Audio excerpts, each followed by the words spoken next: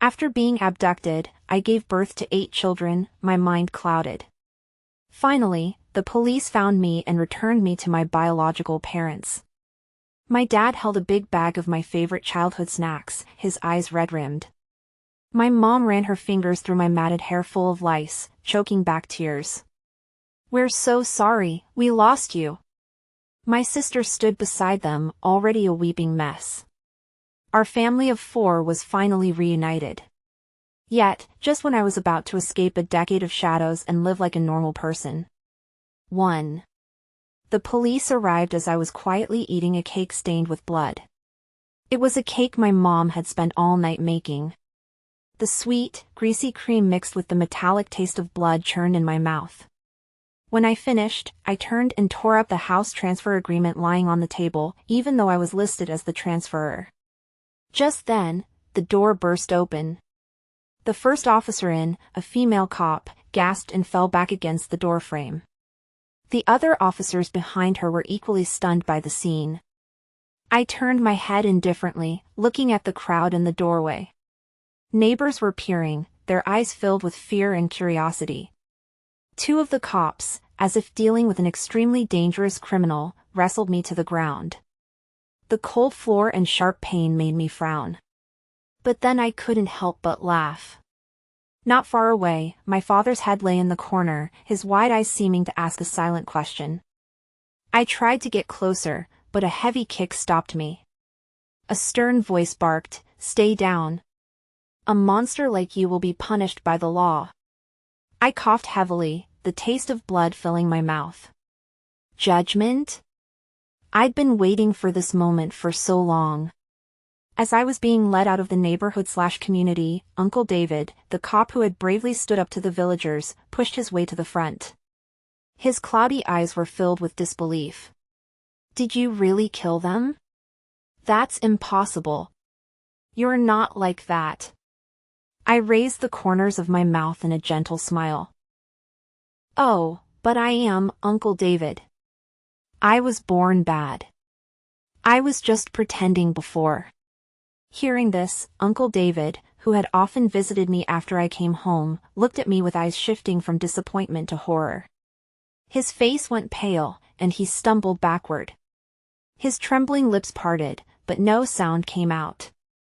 Watching this, I felt a heavy weight on my chest, making it hard to breathe. I forced myself to add softly, "That's right, I killed them all, Dad, Mom, and Sister. I didn't spare a single one." My voice was gentle, as if describing the most ordinary event. "They were so good to her," a middle-aged woman said. I remember how frantically they searched after she was abducted that year. For 10 whole years, they cried every day, posting missing person flyers all over the place. They were skin and bones in those years. "That's right," another familiar voice chimed in. "I heard she was locked in a pigsty when they found her, and she'd given birth to 8 children. Her parents went to great lengths to bring her back and gave her a life of luxury, and she didn't even appreciate it. Probably incited by some wild man over there. If we'd known, we shouldn't have." Someone stopped mid-sentence, swallowing the rest of their words. "Get her out of here. She's too dangerous to be left here." The clamor of condemnation rose and fell in the crowd, making the night seem particularly heavy. An officer standing nearby waved impatiently, signaling the onlookers to disperse, leaving only whispers in their wake. At that moment, Uncle David's usually calm eyes were still filled with disbelief. We stared at each other through the car window, his gaze seeming to penetrate me. His voice trembled slightly. "If someone is threatening you, or..." He paused, as if carefully choosing his words, "You can tell me the truth. I'll help you." I gently shook my head, my smile growing brighter, my voice filled with a childlike joy. "It's a good thing you came. I just want you to take me back." 2. By the time I arrived at the police interrogation room, it was almost 4 a.m. I kept my head down, letting them walk around me. "Dr. Lee, please do a psychological evaluation," a police officer's voice came from above. considering the state she was in when she was found. I looked up at the middle-aged man in a suit walking toward me. He had a professional smile on his face and a stack of files in his hand. I knew what it was, a certificate of mental evaluation. Behind the one-way mirror, I could hear Uncle David arguing with his colleagues in a low voice. "It can't be her. You don't know what she's been through. She wouldn't." His voice was full of pity. I knew Uncle David was a good man, but I didn't expect him to defend me even now. I smiled as I watched the doctor sit down across from me. Before he could even speak, I looked him in the eye and said, "I'm not crazy." My voice was utterly calm. "You want to test my memory, logical reasoning, and attention, right?" I pointed to the one-way mirror in the police interrogation room. Since I came in, a total of 4 people have entered and exited the observation room. The first was a female police officer in uniform, who left about 2 minutes ago. The second and third were plainclothes officers, and from their conversation, they're from the Major Crimes Unit. They're standing behind the glass right now. The last one is the recorder, who's in there taking notes. Dr. Lee paused. I continued, "And you weren't the originally scheduled doctor today, were you? You were called in on short notice about half an hour ago. I can tell from your slightly wrinkled shirt and the dirt on your shoes, you were in a hurry." I paused and gave a meaningful smile. Should I also explain why the angle of the camera in the police interrogation room was adjusted 10 minutes ago? The temperature in the room seemed to drop suddenly. The doctor's expression froze, and he turned to look at the one-way mirror, where there was a commotion. "This young woman's perception and analytical skills are perfectly normal," the doctor said, standing up, his voice tight. "In fact, they're much sharper than normal." I smirked. After all, the truly insane always know how to disguise their madness. And I was just waiting for the best moment. The moment to reveal the truth to the world. An hour later, Uncle David came in. For a moment, I felt a burning sensation in my eyes. Compared to the Uncle David of a year ago, the man standing before me now had no trace of his former gentleness and pity in his eyes. Only a deep-seated loathing. Yes, anyone would loathe a heinous murderer like me. His sharp gaze met mine, and the rustling of the records he flipped through echoed in the light.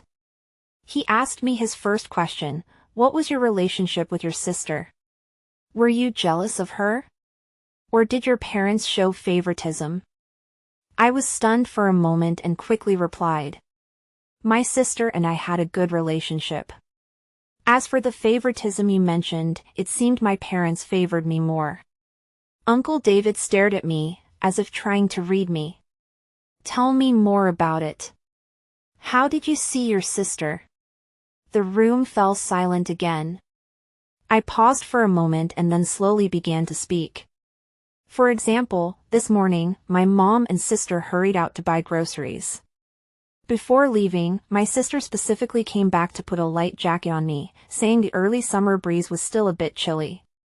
My sister would carefully pack my favorite strawberry cake and chocolate separately, saying she was afraid the flavors would mix. She remembered all my preferences, even the snacks I mentioned wanting to eat as a child." Then, Uncle David interrupted my reminiscence and asked me his second question, "What was your relationship with your father?" I smiled mischievously and replied casually, "Good. My dad did everything he could to make up for the past. You know that, don't you?" My words seemed to ignite the anger in Uncle David's heart. He stood up abruptly and slammed his hands heavily on the interrogation table. "Tell me the truth. Tell me everything in detail." I sighed heavily, as if trying to exhale the years of pent-up frustration in my chest. "Then let me start by telling you what happened this morning." I slowly raised my handcuffed hands and placed them on the cold table. The metal clinked against the metal, making a piercing sound. This was the first time I had directly confronted Uncle David. We stared at each other, as if engaged in a silent contest. The air was thick with tension, and even breathing became cautious. The year I returned home. My mom and dad and sister were so good to me. So good that it was as if they wanted to use a year to make up for the guilt of the past 10 years. All the neighbors said that my suffering in the first 10 years would be exchanged for happiness in the second half of my life. And today was the celebration of my 1-year homecoming. In the morning, my mom and sister hurried out to buy groceries. My dad also went out early, although I didn't know what he was doing. But it must have been to prepare a surprise for me. Sure enough, when he came home, he brought back a thin piece of paper and a heavy box. It was a house transfer agreement that had already been stamped and signed. And a 40G gold bracelet. I watched as my mom and sister carried heavy bags in their left and right hands, filled with all my favorite foods and snacks. Even though it was summer and their clothes were soaked with sweat, they wouldn't let me help carry anything. "Mom is going to make you a cake today," Mom said, stroking my hair, her eyes full of tenderness. "Even though Mom has never made one before, you can't dislike it." "Sister, I'll help Mom," my sister said, busily tying on an apron. I've been secretly watching a lot of baking videos these days. "I promise I can help Mom make your favorite flavor." After she finished speaking, my mom began to clean my room meticulously before making the cake. Not a single strand of hair was left. My mom had been like this every day for the past year. She said I had been in a dirty environment before, and she would make sure that every day from now on, I would be clean and beautiful. They poured all their guilt into love and showered it on me. It could even be said that they spoiled me without limits. There were no arguments.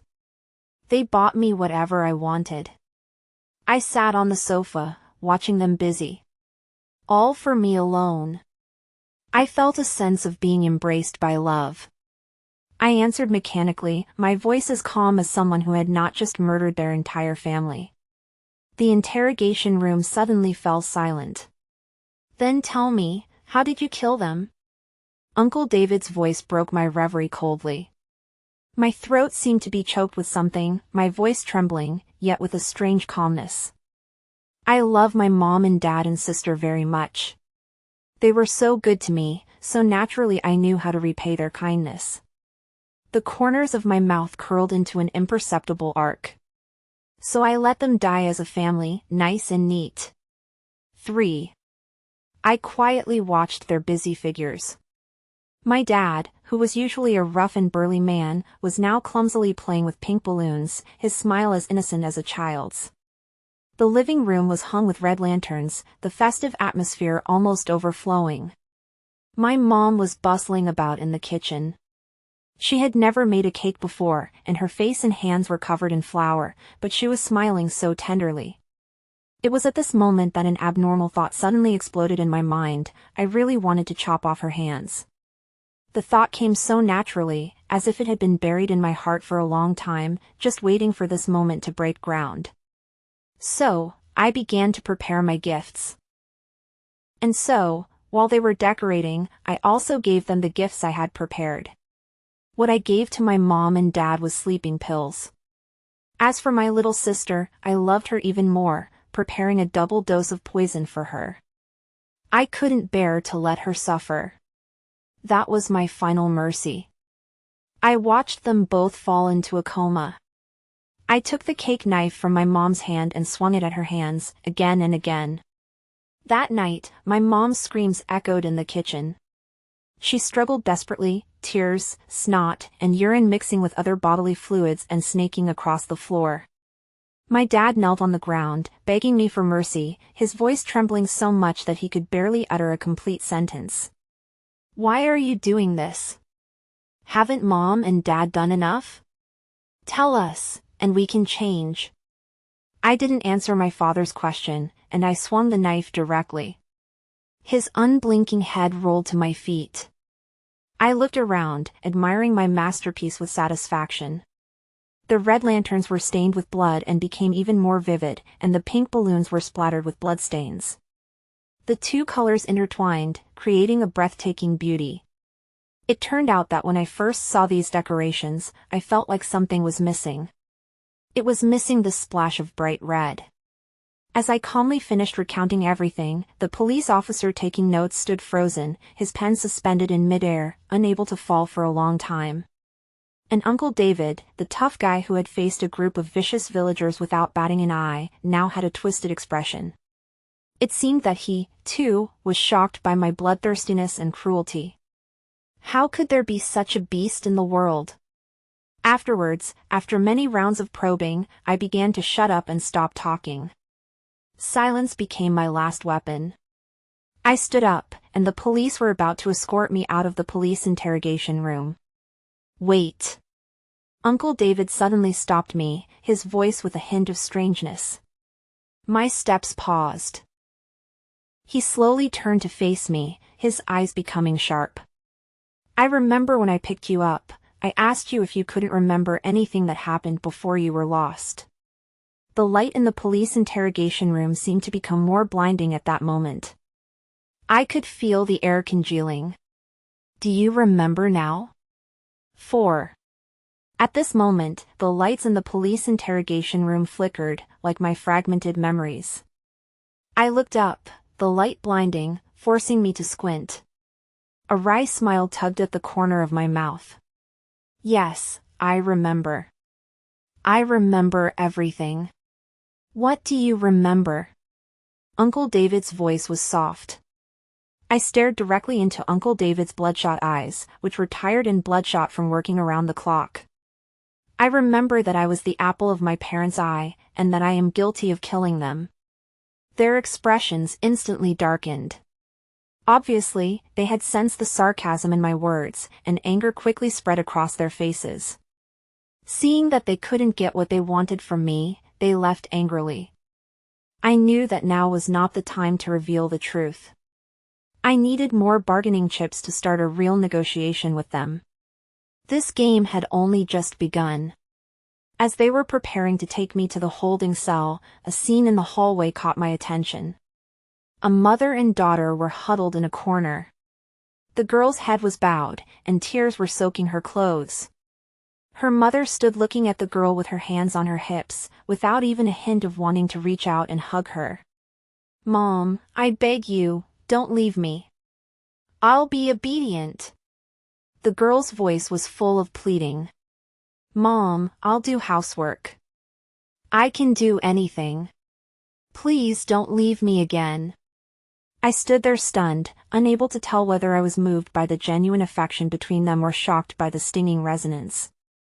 At that moment, I seemed to see myself in the past. Next came another long wait. I stayed in the darkness, waiting for a ray of light to shine in.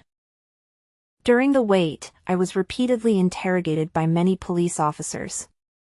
I just smiled and repeated my answers again and again. Finally, Uncle David came back with a stack of information. Bang, he slammed the information heavily on the table in front of me. All right, what will it take for you to tell me what you remember? I said calmly, a hint of determination flashing in my eyes. I have only one request, to publish all the details of the case, as well as my motives and confessions, in detail. Uncle David gently raised his hand, his brow slightly furrowed. His tone revealed a trace of helplessness. I promise you. Under everyone's gaze, I slowly opened my mouth. They wanted to kill me. I just took the first step. Disbelief flashed across everyone's faces. How is that possible? You yourself said how good your parents were to you, and we also investigated, and what you said completely matches what the neighbors saw. And why would they go to all the trouble of bringing you back if they wanted to kill you? I shook my head. All the superficial warmth was just a carefully designed facade. The truth was always hidden in the shadows, revealing the darkest depths of human nature. My voice was soft, as if talking to myself. At that time, when I first returned home, I naively thought that I had finally found my happiness. But I didn't know that a deeper abyss was waiting for me. That day, when I was tidying up my room, I found a photograph. The photo showed a man and a woman holding me as a child, but that man was not my current dad. The expressions on all the officers' faces changed. They exchanged a meaningful glance. I began to search every corner of the house, like a puzzle game. Little by little, I pieced together the truth, and it was like a sharp blade, piercing all my fantasies. It turned out that my current dad was my stepfather. And my sister and I were both conceived when my mom divorced her ex-husband. My voice began to tremble. In the face of this huge blow, I almost lost my mind and went to find my biological father. I followed the only address I had and found him.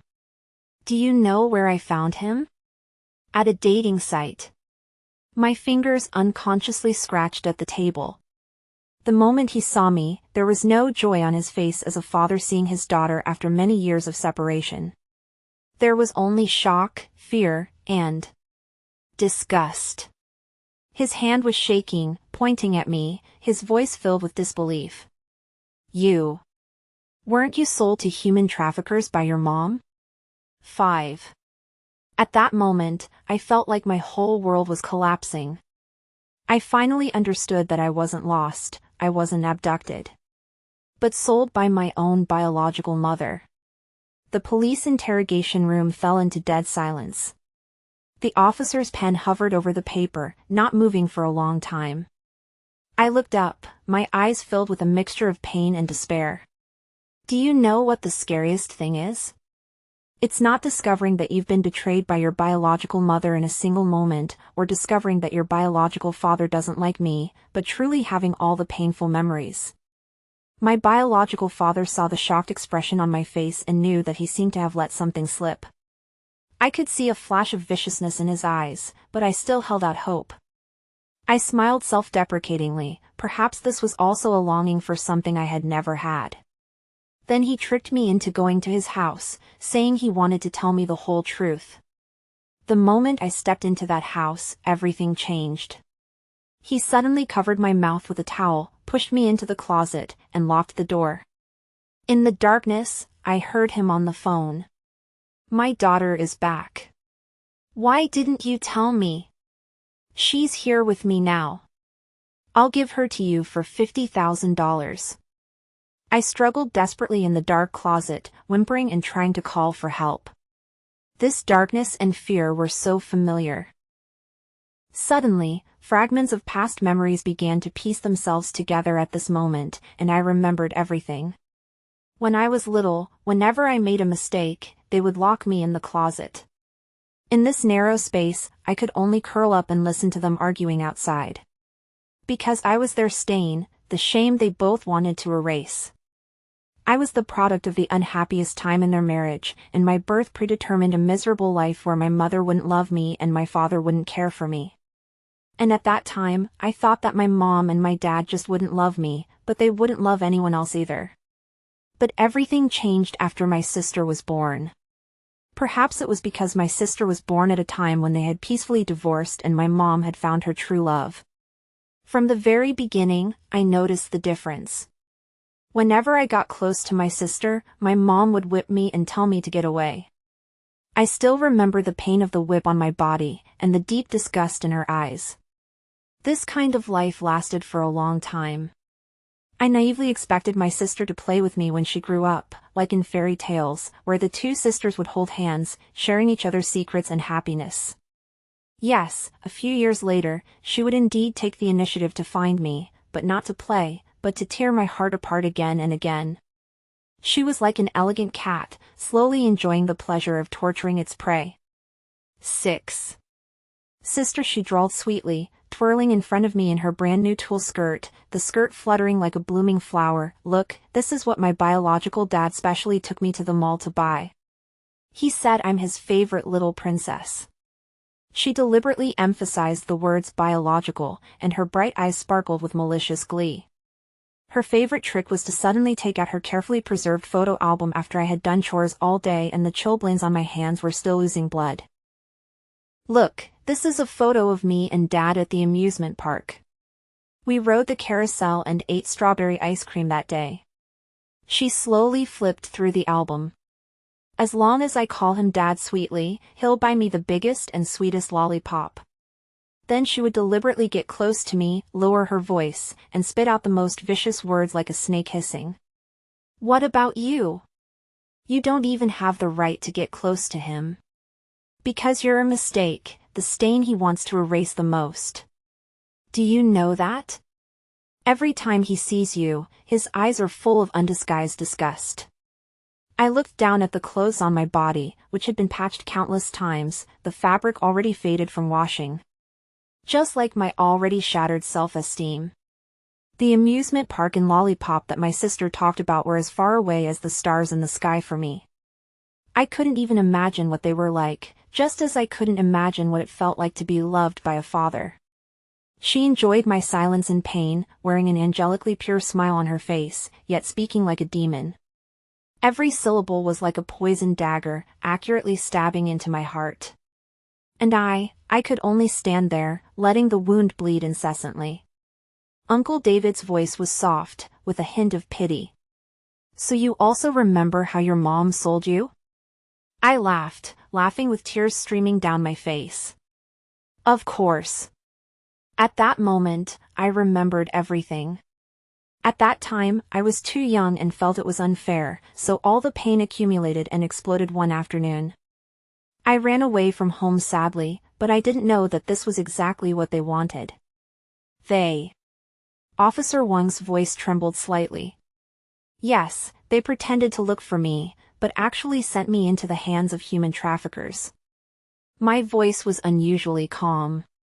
How clever, that way it wouldn't be traced back to them.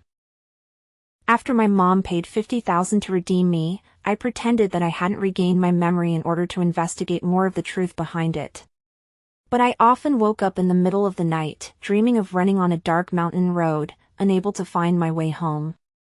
Looking back now, perhaps it wasn't that I couldn't find it, but that there was no home to return to at all. But that's not the scariest part.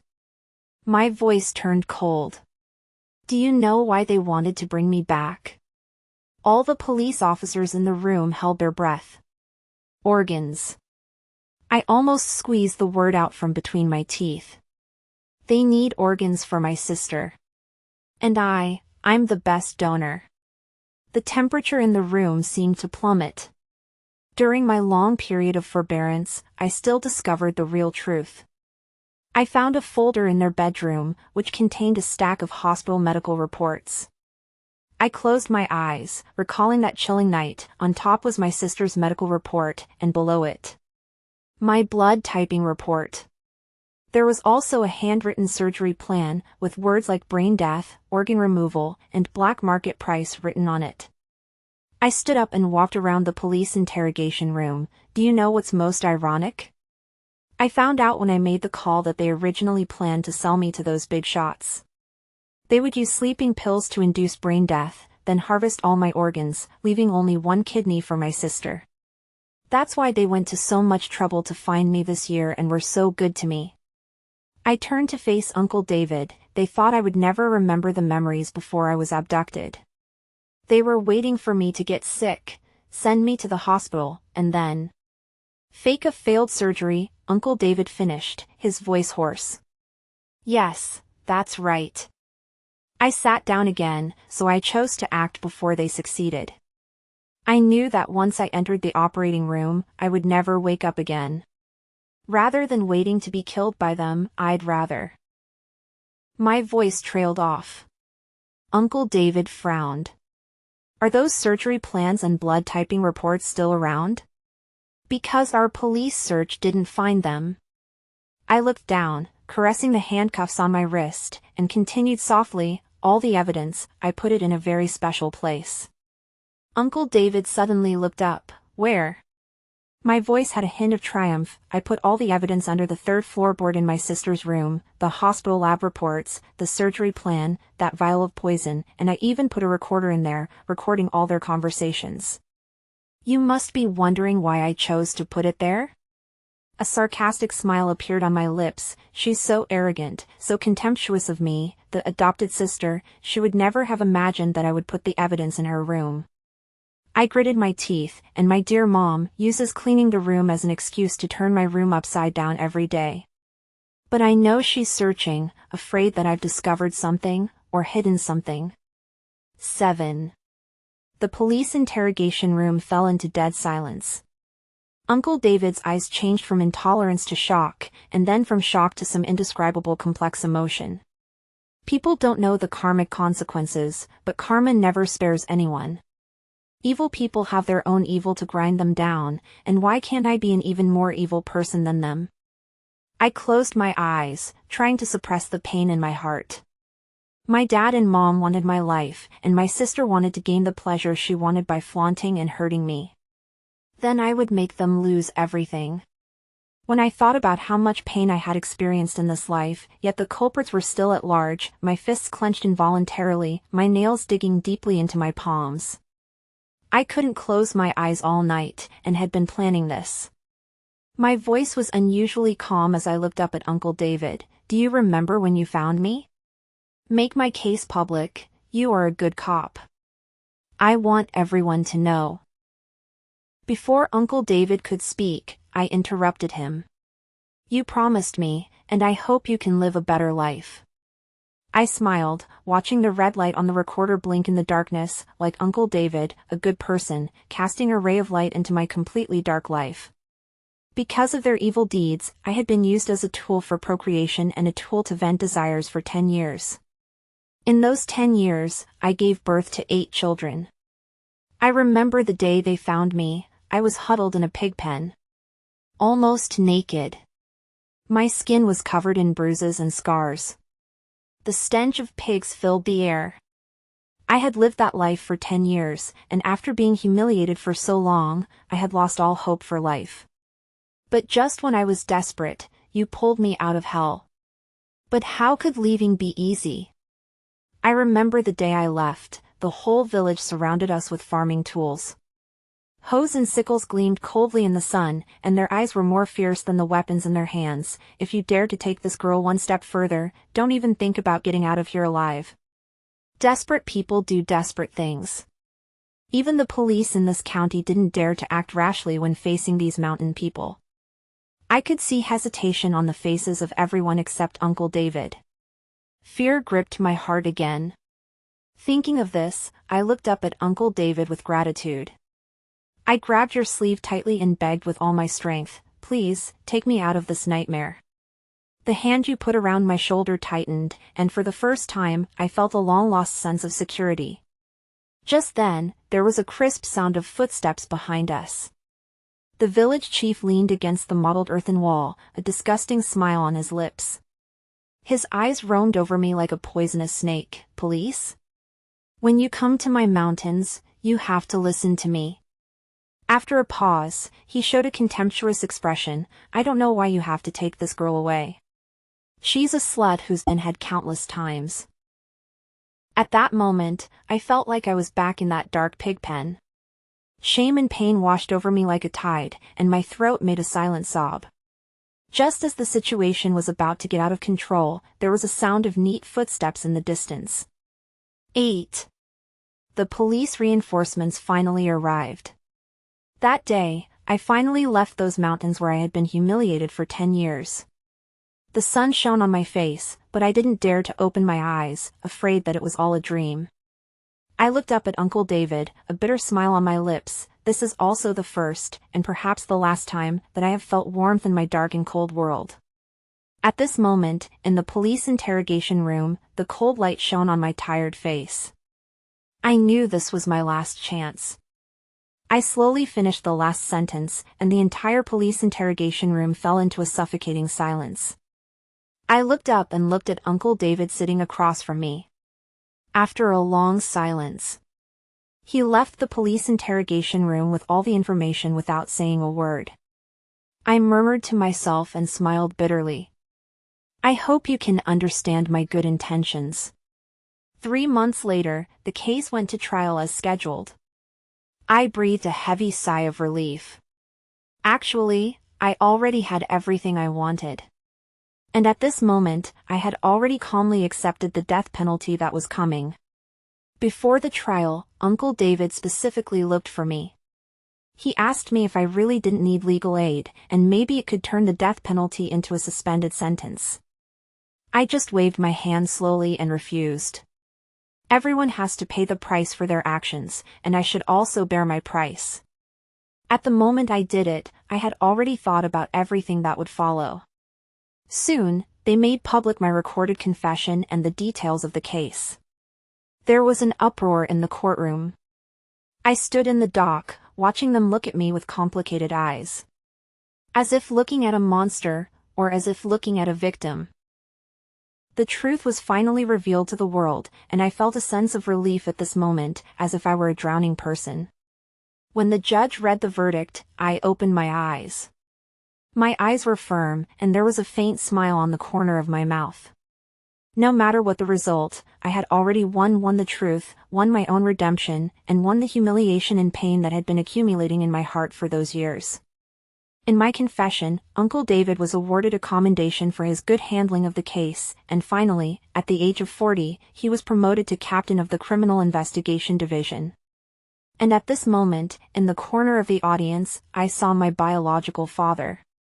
The look in his eyes was very complicated, seeming to be a hint of guilt, and perhaps fear. When I was led to the front, countless spotlights shone on me. I narrowed my eyes, but the corners of my mouth couldn't help but raise a smile. At this moment, I was no longer the little girl who would only shiver and cry in the corner of a dark closet. In this dazzling light, I seemed to see the light I had been pursuing for many years. Because I knew this day was the best day of my life. That was enough. The resentment, anger, and unwillingness of more than 10 years seemed to turn into light smoke at this moment and slowly